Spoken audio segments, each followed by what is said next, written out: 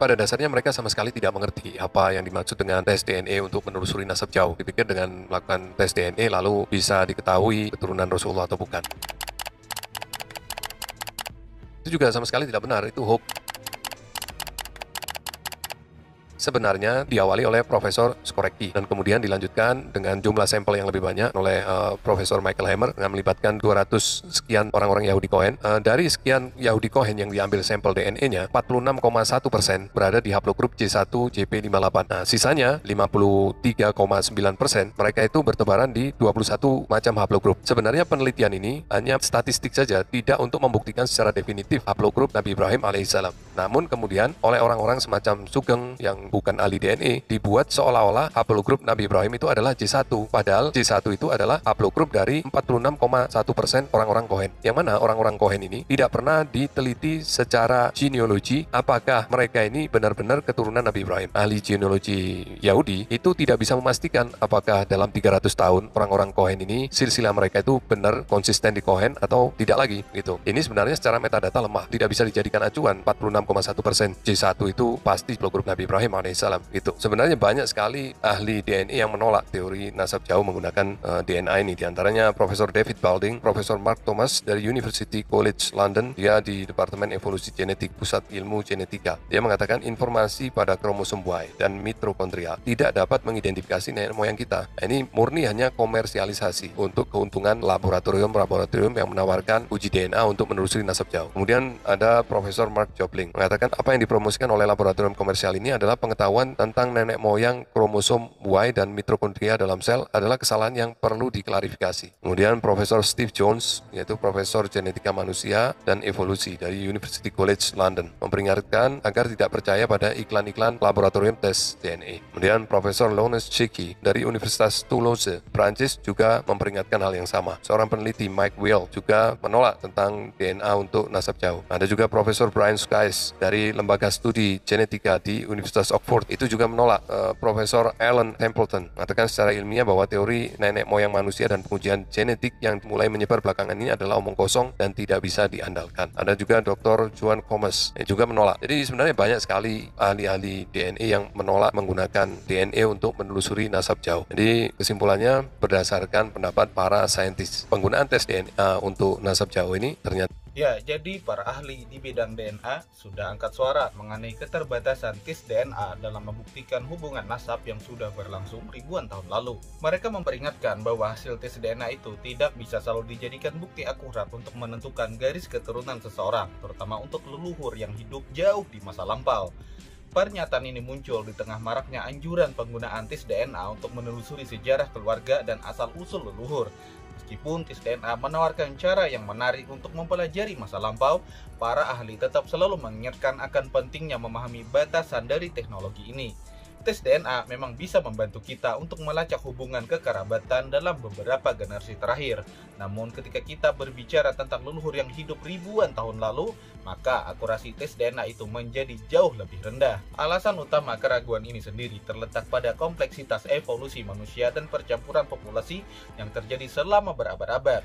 Seiring waktu, DNA individu mengalami perubahan dan bercampur dengan DNA dari populasi lain, sehingga semakin sulit untuk melacak garis keturunan secara pasti.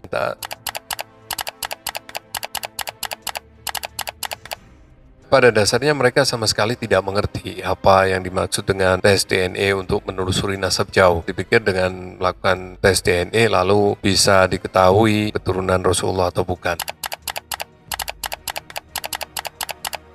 Itu juga sama sekali tidak benar, itu hoax. Sebenarnya diawali oleh Profesor Skorecki dan kemudian dilanjutkan dengan jumlah sampel yang lebih banyak oleh Profesor Michael Hammer dengan melibatkan 200 sekian orang-orang Yahudi Cohen.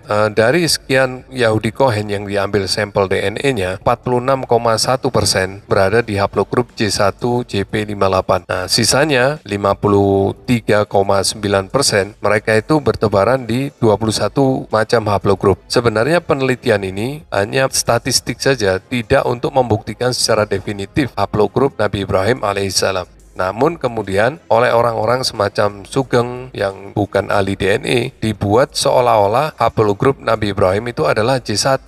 Padahal J1 itu adalah haplogrup dari 46,1% orang-orang Kohen. Yang mana orang-orang Kohen ini tidak pernah diteliti secara genealogi apakah mereka ini benar-benar keturunan Nabi Ibrahim. Ahli genealogi Yahudi itu tidak bisa memastikan apakah dalam 300 tahun orang-orang Kohen ini silsilah mereka itu benar konsisten di Kohen atau tidak lagi gitu. Ini sebenarnya secara metadata lemah, tidak bisa dijadikan acuan. 46,1% J1 itu pasti haplogrup Nabi Ibrahim alaihissalam gitu. Sebenarnya untuk nasab jauh, apakah bisa dengan menggunakan DNA? Kromosom Y laju mutasinya bertahan hingga ribuan tahun dan tidak ada perubahan haplogrup. Tetapi itu juga belum bisa dibuktikan secara saintifik. Lalu seandainya bisa, apa sebenarnya tools yang paling dasar yang harus disiapkan? Ya metadata. Bila kita ingin meneliti apakah sosok yang hidup 1000 bahkan untuk Kohen ini sosok Nabi Ibrahim yang hidup 3.800 atau 4.000 tahun yang lalu, apakah benar mereka ini benar-benar keturunan dari Nabi Ibrahim? Apa sebenarnya haplogrup Nabi Ibrahim? Ya tentu harus meneliti keturunan Nabi Ibrahim yang hidup saat ini. Kenapa? Karena kita tidak mungkin ngambil sampel Nabi Ibrahim. Jadi kita harus mencari siapa yang hidup pada saat ini yang benar-benar secara nasab valid hingga Nabi Ibrahim. Nah, baru kemudian diambil sampelnya untuk diselidiki. Itu pun tidak bisa satu sampel, harus banyak sampel. Apakah mereka-mereka ini yang secara nasab silsilahnya valid, apakah terjadi anomali? Dan apabila terjadi anomali, pada jarak berapa tahun? Karena kita tidak mungkin dari semua yang secara nasab ini valid, kita diskualifikasi, nggak mungkin, ya kan? Jadi tools yang paling utama, yang paling dasar adalah menyiapkan metadata yang benar-benar valid. Sebab dengan metadata kita bisa menginterpretasikan hasil uji DNA. Tanpa metadata, kita tidak bisa menginterpretasikan apapun hasil uji DNA, kecuali kita hanya melihat kode-kode itu aja. Tapi mau diinterpretasikan apa? Karena kita tidak memiliki metadatanya, gitu. Apalagi untuk nasab yang jauh harus dengan melibatkan ahli-ahli genealogi untuk meneliti nasabnya sehingga benar-benar valid ke